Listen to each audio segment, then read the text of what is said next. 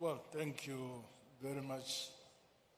May I first express, on behalf of my delegation, the warm reception we've received since our arrival here, this beautiful city, Nairobi. The problem that faces Africa, we have the history of colonialism. That history has burdened independent African countries for a long time. I believe that very few countries have shaken off the burden of colonialism after independence. For a long time, independent African countries continued to focus in terms of relations to their former colonial masters. It is now, in recent history, that we have begun to collaborate as African countries among ourselves, changing focus from the former colonial masters, relating to ourselves. Africa as a continent has resources enough to develop, modernize, and industrialize our continent as a people.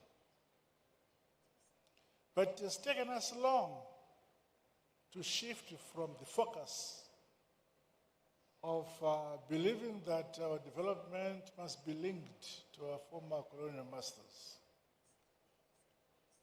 Africa has resources that, if we correctly focus on the domestic resources we have on the continent, we have the resources to develop our countries. Most importantly, in my view, since the Second Republic in Zimbabwe, we have decided that to develop our country, we must embrace science and technology. All our universities in Zimbabwe now have a serious bias towards science and technology, because we realize that the countries that have developed have done so on the basis of science and technology. We have introduced focus that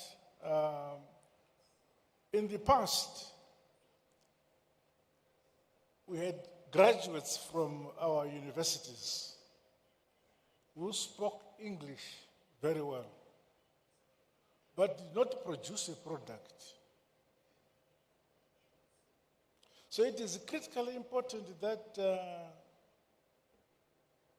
our younger generation must have the pride either to produce a product or a service.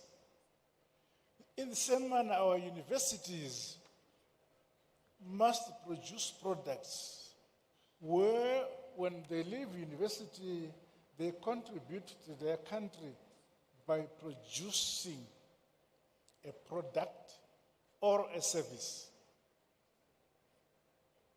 The first world is the first world because they have produced products for themselves. They have produced a service which services their own demands for their own communities. So that's what we must do. So Africa must shift its focus towards science and technology, which brings about a service to the people, a product to the people. The things that we need Yes, there is the philosophy or the understanding that you cannot invent the wheel. But it is necessary that we change our approach to development and modernization by embracing, in fact, as a continent, we have everything at our disposal to modernize, mechanize our agriculture, our education system should produce students who, when they leave university, they should have the pride that they have the capacity to produce a service for their country. They have a pride that they are producing products for their country. And that way, without much reliance on Europe, Asia, whatever, but exchanging scientifically the resources and knowledge among ourselves as African countries, I can see our country developing very, very fast. It is in my belief that those countries in Africa, on the African continent, who are doing well, they are doing well because they have internal domestic focus. What do they have? What can service their needs at the domestic level, as a country, as a people, both in terms of products and in terms of services?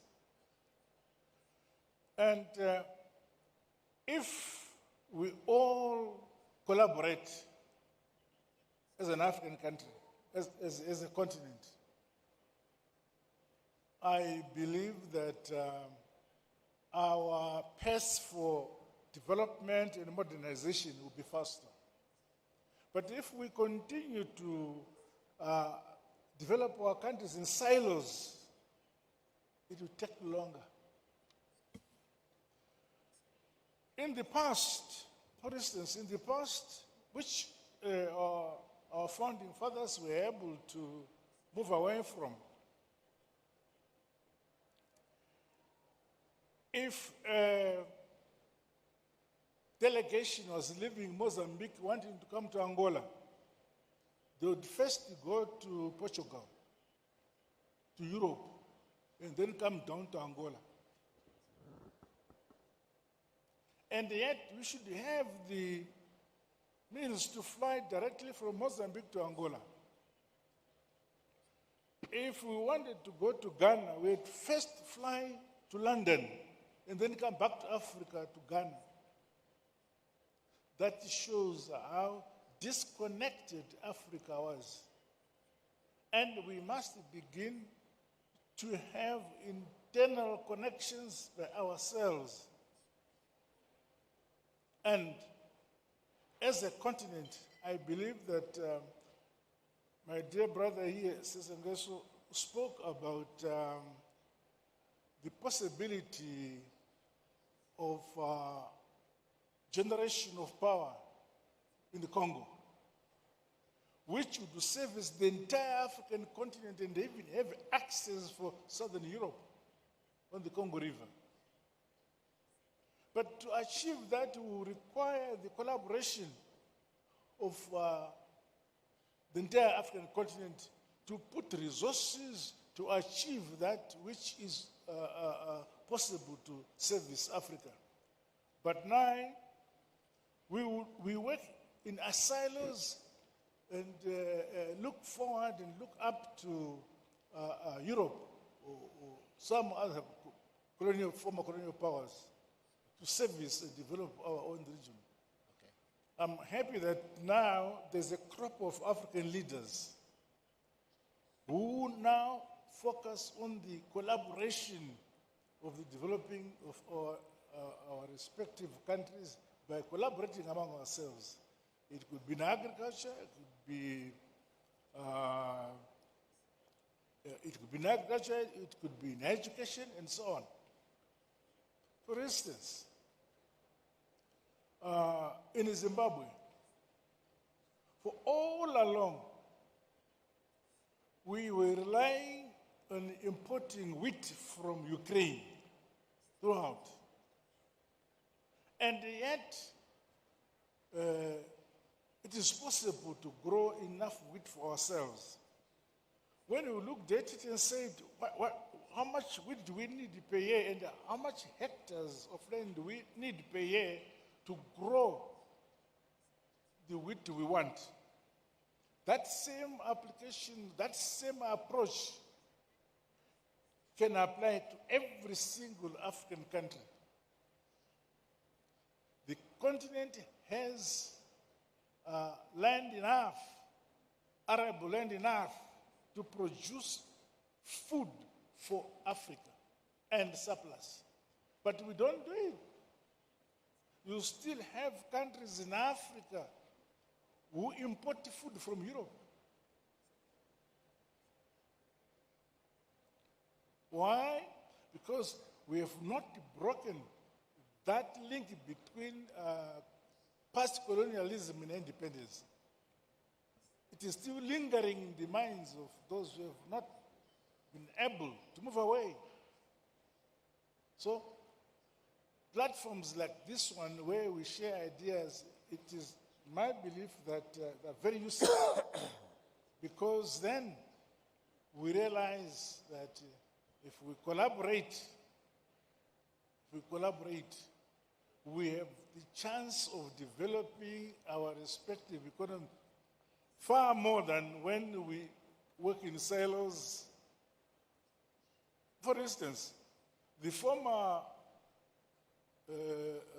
colonized countries by Britain or the Anglo side of the Anglo former colonies speak to themselves.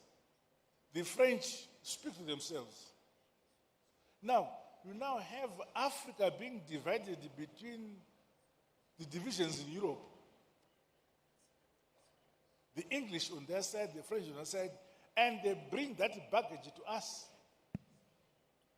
As we are here, I need somebody if I want to talk to my brother who speaks French and I speak English, we need an interpreter. So we must find a way where ourselves as Africa focus on integrating our systems.